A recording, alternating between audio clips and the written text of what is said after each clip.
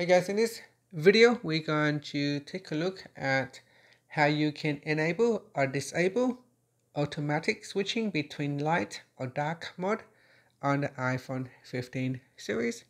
First, let's go back to your home screen by swiping up at the bottom of the screen. And from the home screen, tap on Settings. In Settings, scroll down and then tap on Display and Brightness.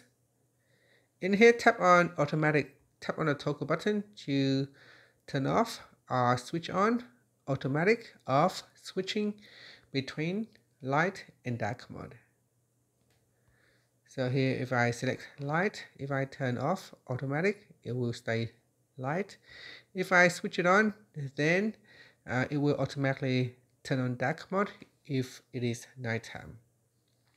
And here, if you tap on options below that, then it said that automatically turn on dark mode between sunset to sunrise, or you can set a custom schedule. And that's it.